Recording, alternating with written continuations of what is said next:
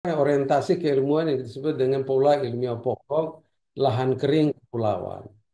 Lahan kering kepulauan. Jadi ini tentunya di dunia sendiri hanya tidak banyak ada yang memiliki tipikal seperti yang dimiliki Undana di dalam setting ekologi di mana Undana ini berada, lahan kering kepulauan. Ya, sehingga uh, apa yang kita lakukan itu adalah baik riset maupun uniqueness-nya itu kita fokuskan pada lahan kering kepulauan. Jadi tidak hanya sekedar orang bicara tentang pertanian lahan kering kepulauan, tapi budaya dan ekologi bahkan penyakit-penyakit pun tipikal lahan kering kepulauannya ya baik penyakit hewan maupun penyakit manusia. Telah terbit Majalah Kampus Indonesia edisi keempat Februari 2025 dengan topik utama fenomena UT, siapkan IT dan dosen untuk 1 juta mahasiswa. Untuk informasi pemasangan iklan dan berlangganan silahkan hubungi kontak yang tertera di dalam video.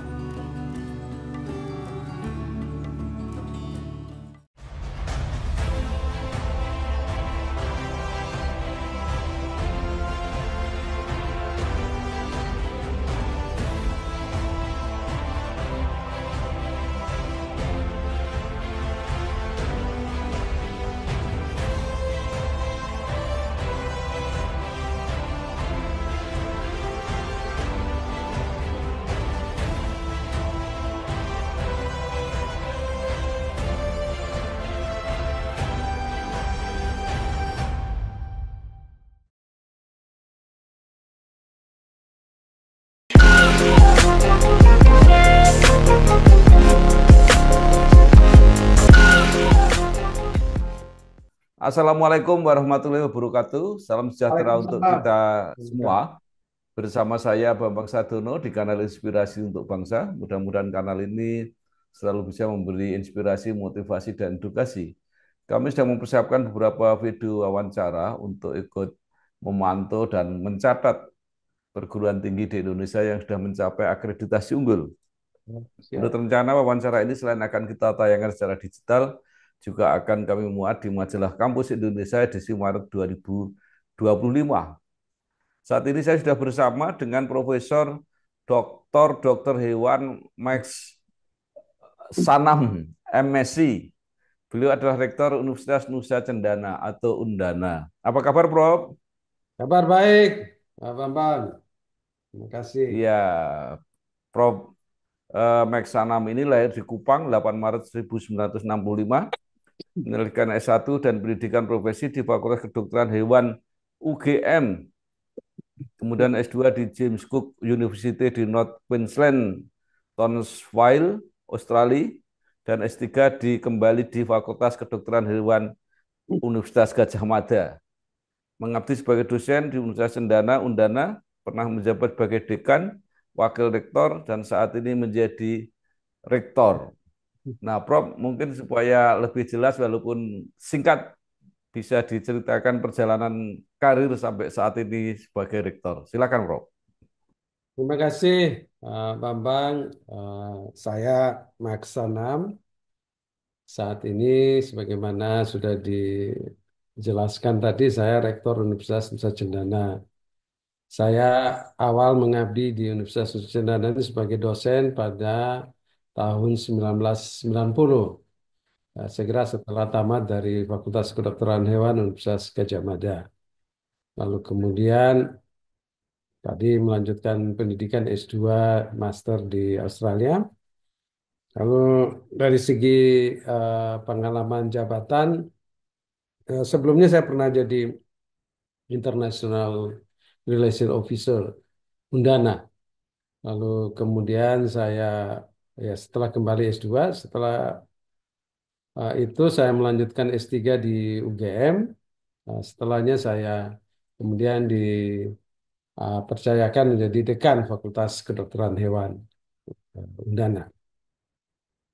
Tahun 2021 saya ditunjuk, diminta untuk menjadi wakil rektor dan pada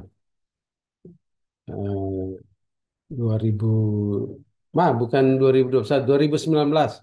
2021 Desember itu saya menjadi rektor Universitas Nusa Cendana. Jadi sebagian besar memang karir saya ada di Universitas Nusa Cendana. Demikian mungkin. Ya, Nusa Cendana berdiri 1 September 1962, merupakan universitas tertua dan universitas negeri pertama di Nusa Tenggara Timur. Mungkin Bapak walaupun tidak aktif sejak awal bisa bercerita tentang perjalanan sejarah dan perjalanan perjuangan dari Universitas Cendana ini sampai akhirnya mendapat akreditasi unggul. Ya, terima kasih Pak Bambang. Jadi benar Universitas Cendana ini berdiri 1 September 1962, bahkan mungkin sedikit lebih tua dibandingkan beberapa universitas yang lebih established ya di Jawa. Katakanlah dengan IPB sendiri kami 1 tahun lebih tua. Ya. Fakultas yang didirikan pada waktu itu hanya beberapa, karena syaratnya harus ada satu eksakta, yaitu Fakultas Peternakan, karena memang di Undana ini Nusa Tenggara Timur ini paling terkenal dengan ternaknya, sehingga eksakta itu peternakan. Lalu kemudian ada Fakultas Hukum dan Fakultas Ilmu Sosial dan Politik. Namun saat ini Universitas Cendana sudah ada 12 11 fakultas dan satu program pasca sarjana, dibandingkan sebelumnya cuma tiga ya. Dan ada 65 program studi, baik itu S1, S2 maupun S3. Undana sendiri baru bertransformasi menjadi Badan Layanan Umum atau BLU itu di tahun 2017. Jadi ini kurang lebih 7-8 tahun ini baru menjadi BLU, dan terus terang dengan menjadi BLU ini yang membuat ruang gerak dan fleksibilitas yang sangat besar bagi Undana untuk melakukan berbagai pengembangan diri, ya, pengembangan diri, sehingga sampai kepada Undana saat ini mencapai ya level akreditasi tertinggi, yaitu akreditasi unggul. Ini salah satu kontribusi terbesarnya ya, saya katakan ya, ketika menjadi BLU ini. Demikian, Pak. Jadi Undana ini satu-satunya yang mencapai akreditasi unggul di Nusa Tenggara Timur, Pak. Betul, betul, Pak Bambang. Karena di kita ini kan dari universitas negeri ada satu yang namanya Universitas Timor. Ini adalah universitas yang cikal bakalnya itu berasal dari Timur Timur dulu. Saat ini berada di Keva Menanu. Dia ada sekitar 200 kilometer dari Kupang. Ada dua universitas negeri dan yang lain itu adalah universitas swasta. Baik, mungkin bisa digambarkan proses sampai mencapai akreditasi unggul itu seperti apa, Prof? Apa saja yang dilakukan dan apa saja yang dipersiapkan? Oh, memang ini adalah suatu proses yang panjang dari sebelumnya. Undana itu mulai dengan akreditasi. Kalau dulu kan masih pakai nomenklatur AB, AB, ABC ya. Undana mulai dari dapat C, lalu kemudian jadi B, lalu kemudian ketika nomenklaturnya ini berubah menjadi akreditasi baik, baik sekali, dan unggul. Jadi kita tahun 2023 itu kami akreditasi B, lalu kemudian sebenarnya kami sudah lakukan reakreditasi itu, dan kemudian masih menjadi baik, konversi menjadi baik sekali. Lalu kemudian kita minta reakreditasi lagi pada tahun 2024 ini dan menjadi unggul. Yang kita persiapkan adalah tentunya kami melihat kepada variabel-variabel atau parameter-parameter yang ada, yang dipersyaratkan oleh BAN PT itu sendiri. Jadi bagaimana dengan variabel mutu pendidikannya, penelitian, dan pengabdian masyarakat. Mutu pendidikan tentunya bagaimana uh, input, proses, dan outputnya.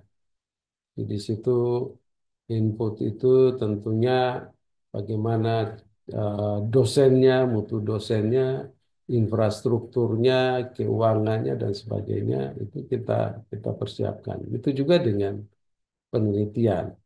Jadi dari SDM sendiri kita sekaligus bekerja dengan secara simultan bagaimana untuk meningkatkan jumlah dosen dengan apa eh, apa jabatan fungsional mulai dari lektor kepala sehingga profesor. Nah, dalam 2-3 tahun terakhir ini memang terjadi peningkatan yang signifikan dalam jumlah guru besar. Kami ada menambah tambahan kurang lebih 25 guru besar. Ya, 25 guru besar. Ya, dalam 2 atau 3 tahun terakhir ini begitu juga dengan peningkatan lektor kepala. Ya, ini sebenarnya adalah poin-poin yang cukup penting yang berkontribusi kepada kolektivitas poin unggul dana. Begitu juga dari ini kita fokus pada peningkatan akreditasi program studi yang menjadi salah satu syarat perlu dari akreditasi unggul itu. Sebelumnya itu hanya ada dua, kami punya dua. Namun dalam 2 tahun belakangan ini kita meningkatkan bekerja keras dan sampai kepada saat ini jumlah akreditasi unggul itu sudah ada 11 program studi. Itu di luar 4 program studi yang terakreditasi internasional, yaitu ASIIN dan 4 program studi lainnya sosial humaniora yang kami sudah divisitasi dan kita menunggu pengumumannya saja.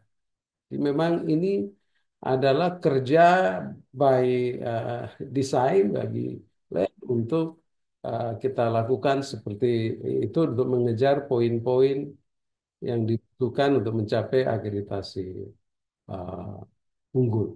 Prof, ini termasuk luar biasa karena sampai saat ini hanya sekitar 154 kalau tidak salah dari 4.000 lebih perguruan tinggi yang mencapai akreditasi unggul. Tetapi yang mungkin juga termasuk apa keberuntungan atau luar biasa itu karena ini adalah saat-saat terakhir. Jadi Benar, benar, benar, ya. batas terakhirnya akhir Benar, benar, benar. Ya, 2024 walaupun pengumumannya mungkin masih bisa berlangsung di 2025. ya, benar-benar Nah, sekali kita ya, bersyukur. ya menurut pertanyaan begini, apa sebenarnya menjadi tantangan, kesulitan atau hambatan sehingga walaupun termasuk berhasil Undana termasuk agak belakangan mendapat akreditasi unggul. Pak Bambang memang khusus untuk Undana ini tantangannya itu entahlah mau dibilang luar biasa atau tidak tergantung dari sudut mana kita melihatnya. Tapi memang kalau bisa saya gambarkan bahwa Universitas Nusa Cendana ini berada di kita tahu di Provinsi Nusa Tenggara Timur dengan tantangan permasalahan adalah bahwa pendapatan per kapita NTT ini juga masih di bawah standar nasional. Tingkat kemiskinannya ini juga tinggi. UKT kami, mahasiswa kami itu hanya berada di angka 33% dari BKT. Jika kita bandingkan dengan saudara-saudaranya yang di wilayah barat, ya tentunya mereka sudah hampir mendekati besaran BKT itu. Nah, tapi kenapa kami bisa melakukan itu? Ya tentunya dengan ya, efisiensi dan kita menerapkan skala-skala prioritas. Dan saya bersyukur kepada teman-teman seluruh sivitas akademika Universitas baik itu dosen maupun tendik yang bersedia bekerja keras dan mereka tidak menerima atau ini reward yang semestinya mereka dapatkan. Dan ini mereka sadar akan hal itu bahwa yang penting kita bekerja memberikan yang terbaik meskipun reward yang kita terima belum maksimal. Jadi contohnya adalah bahwa lembur yang mestinya kita kadang kita berikan ini mereka ikhlas tidak menerima sebesar yang harusnya mereka terima. Begitu juga dengan remunerasi. Remunerasi juga kita bayarkan karena ini syarat dari BLU wajib. Namun belum remunerasi di dosen undangan belum sampai 100%. Ah, dengan ada efisiensi-efisiensi ini maka kita bisa kemudian tadi mengkontribusikan pada dana-dana penelitian yang kemudian bisa mendukung dosen, terutama mereka yang sudah lektor kepala untuk kemudian bisa berproses menjadi guru besar. Gitu juga kita bisa melakukan berbagai renovasi yang diperlukan untuk membuat ruang-ruang kuliah standar. Kemudian kita juga bisa men-top up pada kegiatan-kegiatan Merdeka Belajar, MBKM. Contohnya ISMA itu, Pak. Dan kita rata-rata ya kita mesti dapat kalau dari hibah kompetitif itu rata-rata 4 atau 5. Tapi dengan dana dari Undana sendiri, dana top up yang kita berikan, maka bisa sampai belasan, bahkan bisa 20 anak-anak NTT itu kita kirimkan ke luar negeri. Dan tentunya dengan kerjasama dengan Pemda dan beberapa yayasan yang kita lakukan, sehingga ini juga sangat memberikan bantuan. Itu juga beasiswa yang kita terima, ya memang beasiswa terbesar itu dari KIP kuliah, tetapi kami juga mendapatkan dari beberapa pemerintah daerah, kemudian dari yayasan, dari mitra-mitra yang lain ya, dari Bank Indonesia maupun dari CSR yang kita terima dari mitra-mitra strategis kami. Telah terbit Majalah Ekonomi Indonesia edisi kedua Februari 2025. Generasi milenial mulai mendominasi pasar saham. Untuk informasi pemasangan iklan dan berlangganan, silahkan hubungi kontak yang tertera di dalam video. Undana ini pasti posisinya sangat strategis ya, bukan Betul. hanya bagi NTT tapi juga di kawasan timur pada umumnya. Nah, sekarang profil atau potret Undana ini seperti apa, Prof? Kalau dilihat dari student body-nya, berapa mahasiswanya, berapa tadi program studi sudah disebut, fakultas sudah disebut, mungkin tenaga dosen, alumni dan sebagainya. Ya, Pak Bambang, mahasiswa student body kami itu ada di angka 32.000. 32.000 ya, dengan kalau kita lihat dari porsi presentasi terbesar itu berada di Fakultas Keguruan dan Ilmu Pendidikan. Ada katakanlah mereka menyumbang kurang lebih 35% dari total mahasiswa Undana. Selebihnya dikontribusikan atau ada pada 10 fakultas yang lain maupun pada program pasca sarjana. Sisi terbesar lain itu ada di FST, Fakultas Sains dan Teknik, kemudian ada di Fakultas Sosial dan Ilmu Politik.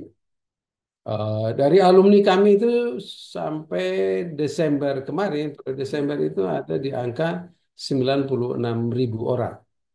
Ini yang tercatat secara ini, tapi kami harus membenahi lagi datanya karena ada program-program penugasan dulu yang mungkin belum tercatat dengan baik. Tapi yang tercatat itu 96.000. Jadi dengan terakreditasi unggul ini, saya kira ini adalah suatu lambang prestisnya. Kita terus terang ini euforia teman-teman ini luar biasa. Biasa mereka sangat bersyukur untuk ini.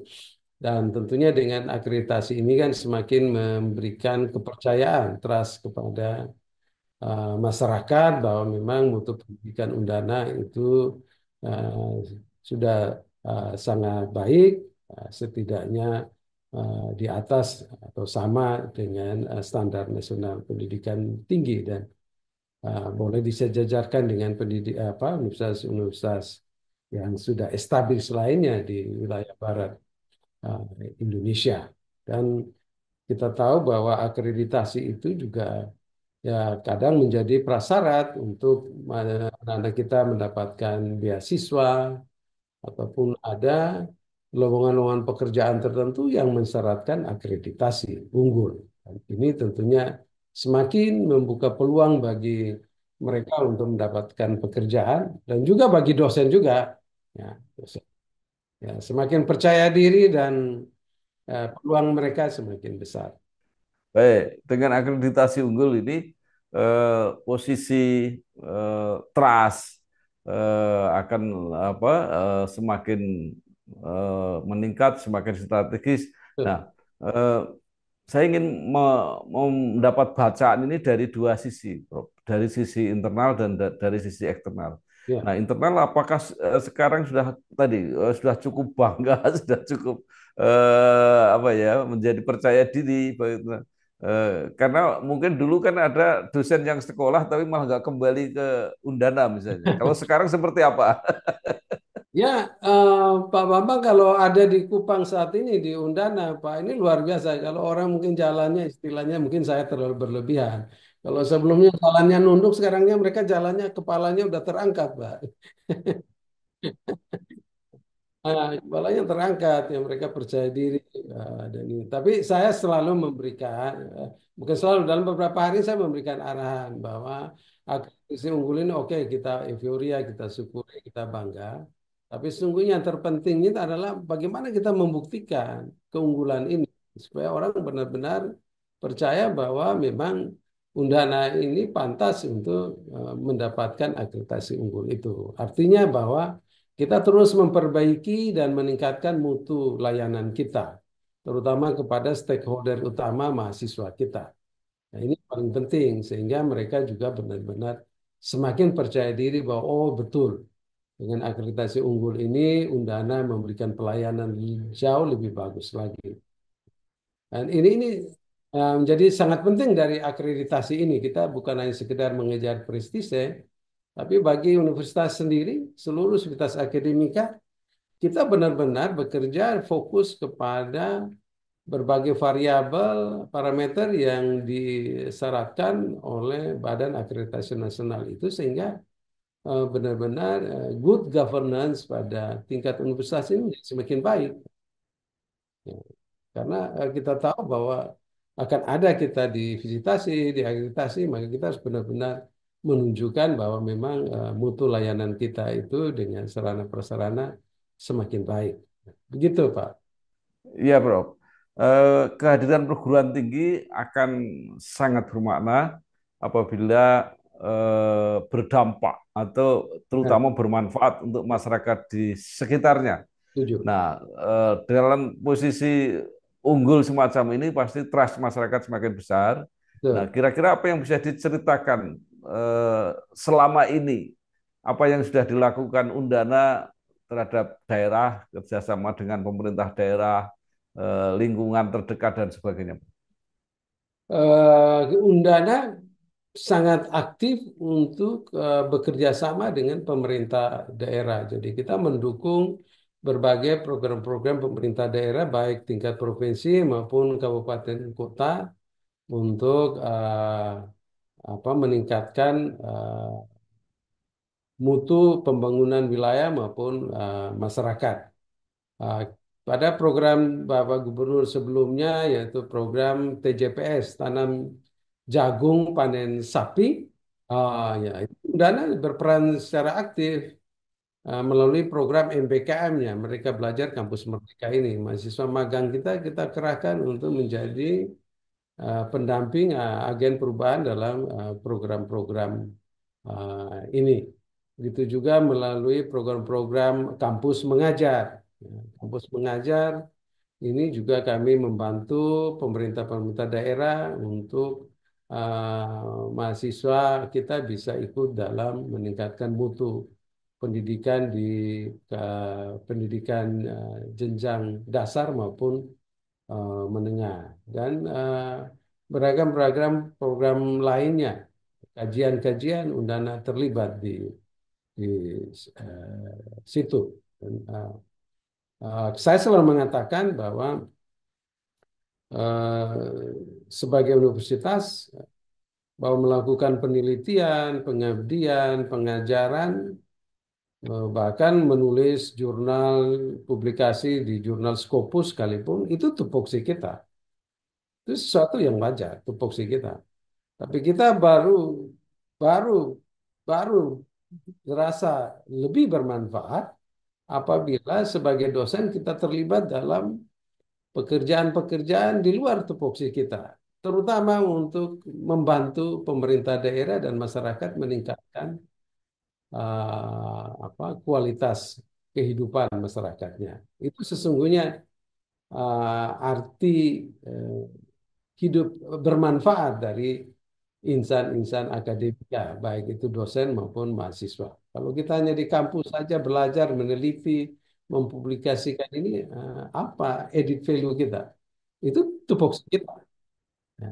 Dan karena itu, maka ya kita sangat giat untuk berkolaborasi dengan pemerintah daerah, masyarakat, maupun mitra-mitra strategis yang lain, termasuk yayasan dan sebagainya. Prof, Undana berada di suatu lingkungan, baik geografis, lingkungan alam maupun kultur masyarakat yang mungkin khas atau Ya. berbeda dengan yang lain. Nah, dalam konteks pendidikan di Undana, apa yang menjadi ciri yang kekhasan atau keunggulan yang berbeda dari tempat-tempat yang lain? Oh ya, Bang, kita ini punya apa ya orientasi keilmuan yang disebut dengan pola ilmiah pokok lahan kering kepulauan. Lahan kering kepulauan. Jadi ini tentunya di dunia sendiri hanya tidak banyak ada yang memiliki tipikal seperti yang dimiliki Undana di dalam setting ekologi di mana Undana ini berada, lahan kering kepulauan. Ya, sehingga uh, apa yang kita lakukan itu adalah baik riset maupun uniqueness-nya itu kita fokuskan pada lahan kering kepulauan. Jadi tidak hanya sekedar orang bicara tentang pertanian lahan kering kepulauan, tapi budaya dan ekologi bahkan penyakit-penyakit pun tipikal lahan kering kepulauannya ya baik penyakit hewan maupun penyakit manusia. Sehingga riset-riset kita bercirikan tentang ekosistem lahan kering kepulauan. Sehingga orang dari manapun ingin belajar tentang ekologi lahan kering kepulauan ini, mereka bisa belajar di Universitas Nusa Cendana. Ya. Masyarakatnya juga berbeda karena ekosistem lahan kering kepulauan ini. Ragam budaya, kultur, bahasanya luar biasa ini di Nusa Tenggara Timur ini. Dan Undana berada di keunikan itu. Telah terbit Majalah Kesehatan Indonesia edisi pertama Februari 2025. Kontroversi BPJS dan PPDS serta tantangan dalam mencari model terbaik layanan kesehatan di Indonesia. Untuk informasi pemasangan iklan dan berlangganan, silakan hubungi kontak yang tertera di dalam video. Nah, setelah sekarang menjadi perguruan tinggi dengan akreditasi unggul, tentu minat untuk masuk mahasiswa baru juga akan jauh lebih besar. Ya, Bahkan kita mungkin ada berharap yang datang demikian. dari luar daerah, luar provinsi dan sebagainya. Nah, sebenarnya kalau dari segi daya tampung seperti apa, Prof? Setiap tahun bisa menerima berapa mahasiswa? Kita, Pak Bambang, setiap tahun itu kita daya kapasitas tampung kita tuh sebenarnya ada di 6.500 ya, mahasiswa baru untuk kurang lebih 60 program studi. Maaf, untuk kurang lebih 50 ya, 50 program studi S1 maupun D3 ini. Dari segi minat masuk itu juga tinggi. Walaupun ada variasi pada program studi tertentu. Umumnya kalau program studi ilmu pertanian itu ya by data agak cenderung berkurang ya peminatannya dibandingkan dengan program-program studi seperti kedokteran hewan, farmasi maupun teknik sipil. Tapi dari segi minatnya cukup tinggi. Tapi yang menjadi concern saya adalah bahwa bagaimana supaya adanya trust akreditasi ini, maka persoalan ya kita belum meneliti data secara lengkap, tapi apa yang disebut dengan brain drain calon mahasiswa kita, ya. Yang karena mereka mencari harus akreditasi unggul atau di Jawa atau di Bali, kita ke sana gitu. Jadi bibit-bibit unggul ini mereka lari ke sana. Jadi dengan adanya akreditasi unggul ini tentunya tadi pas tadi ya daripada saya harus ke Jawa ya ke Undana saja. Apalagi kalau program studinya sama ada di Undana juga. Jadi dengan demikian maka kita berpeluang besar untuk mendapatkan mutu input mahasiswa yang jauh lebih baik lagi. Nah, ini saya kira menjadi sesuatu yang teramat sangat penting dari pencapaian akreditasi unggul ini. Trust calon mahasiswa bagi suatu perguruan tinggi, khususnya di perguruan tinggi di kawasan timur, ini menjadi sangat penting dengan adanya akreditasi unggul ini. Nah, Prof tadi dikatakan bahwa di apa lingkungan NTT situasi sosial ekonomi mungkin agak berbeda. Ya. Nah, ini apakah tidak menyebabkan menjadi salah satu kendala untuk apa calon mahasiswa untuk bisa berkuliah atau ada solusi tertentu untuk mengatasi masalah ini di Undana?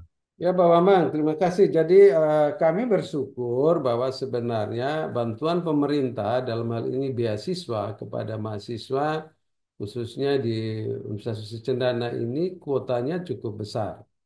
Kami setiap tahun itu selalu berada di setidaknya 5 besar perguruan tinggi negeri di Indonesia dengan jumlah mahasiswa penerima KIP kuliah terbanyak. Jadi boleh dikatakan 30-35% mahasiswa Undana itu penerima kuliah.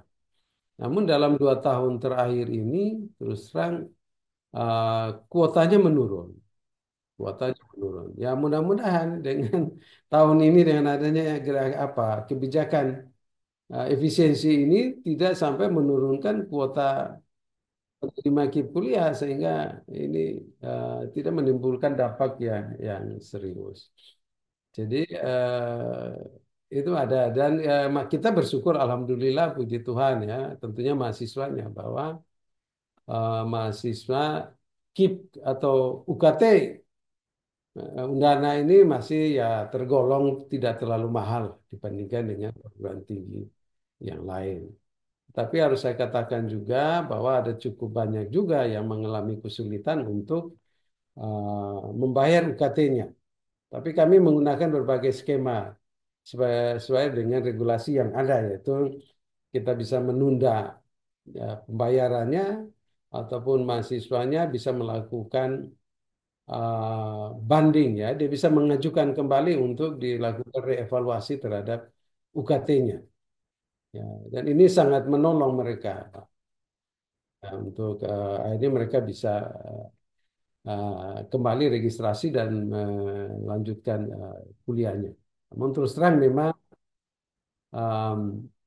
perjuangan mahasiswa-mahasiswa NTT khususnya Undana terhadap UKT ini luar biasa. Orang tua bekerja keras untuk menopang anaknya berkuliah di perguruan tinggi negeri, termasuk di Undana.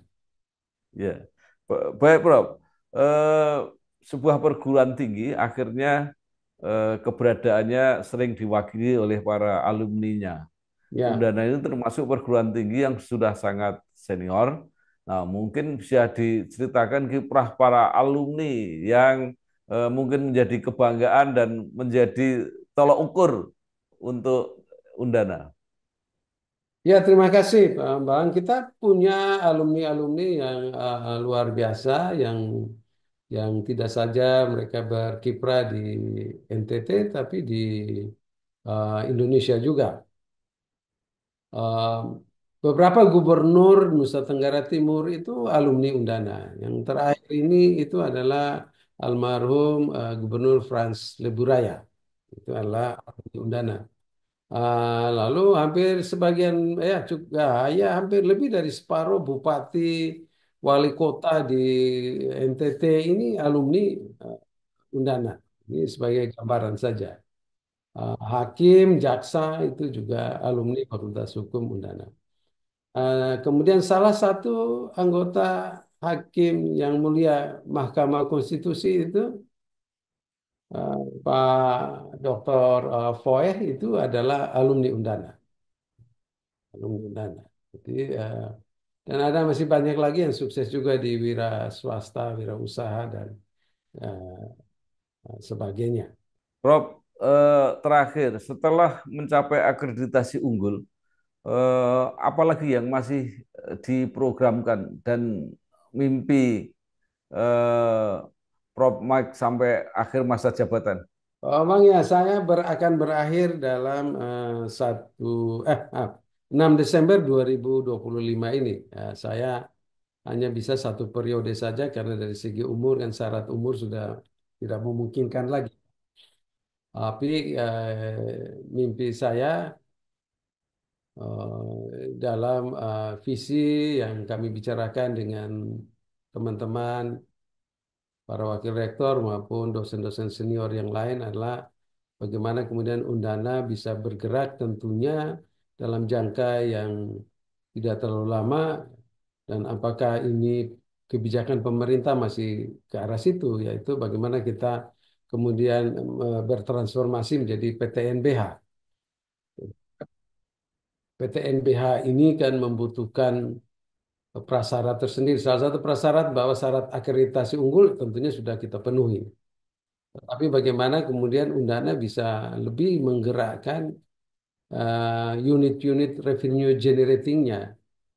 Karena PTNBH ini tentunya yang ini kita diberikan keleluasaan untuk lebih lagi berusaha ya, melakukan entrepreneurship, sehingga pendapatannya itu tentunya akan dari hasil non akademik akan jauh lebih besar dibandingkan dengan pendapatan yang hanya bertumpu pada akademik, utamanya adalah UKT mahasiswa. Nah, ini menjadi tantangan tersendiri. Berarti kita sekarang udah punya Badan Pengelola Usaha Undana, BPU, yang bergerak dalam mempromosikan, memanfaatkan aset-aset infrastruktur Undana. Tapi tentunya kita harus segera dalam rangka PTNBH ini memikirkan unit-unit usaha yang memiliki kapasitas lebih besar lagi agar bisa menghasilkan pendapatan yang jauh lebih signifikan yang bisa menopang Undana menjadi PTNBH nanti. Itu salah satu tantangan salah satu ini jangka pendek atau menengah. Sedangkan yang lain adalah tentunya kita akan terus meningkatkan mutu program studi kita. Kalau sekarang kita ada di 10, lalu 4, 14, 18, masih ada kurang lebih 40 program studi lagi yang harus kita tingkatkan mutunya agar menjadi akreditasi unggul, Pak. Dan tentunya visi Undana sendiri untuk menjadi lebih ini tadi, bagaimana pola ilmiah pokoknya menghasilkan karya-karya, temuan, penelitian untuk mendukung pola ilmiah pokok lahan kering kepulauan tadi. Ya, harus ada riset-riset yang kemudian berkontribusi positif bagi pembangunan wilayah. Itu kelihatannya untuk lahan kering itu hanya ada di Nusa Tenggara Timur ya, Prof. Di daerah-daerah lain tidak ada ya? Iya, sebagian di Maluku Tenggara itu ada ya, lahan kering kepulauan itu memang ya. Mungkin sebagian NTB juga ada. Ya. Kami mengusung kekuatan di bidang itu, Pak. Terima kasih sekali Profesor Dr. Hewan Max Sanam MSc, Rektor Universitas Nusa Cendana. Sekali lagi selamat ya sudah akreditasi unggul. Mudah-mudahan ke depan lebih maju lagi. Terima kasih. Wassalamualaikum warahmatullahi wabarakatuh. Waalaikumsalam warahmatullahi wabarakatuh. Telah terbit edisi digital dan cetak. Majalah Politik Indonesia edisi ke-6 Februari 2025. Membahas mengenai Hari Pers Nasional 2025, dinamika perjuangan media cetak hingga kondisi media siber di Indonesia. Untuk informasi dan berlangganan dapat menghubungi kontak yang ada di video.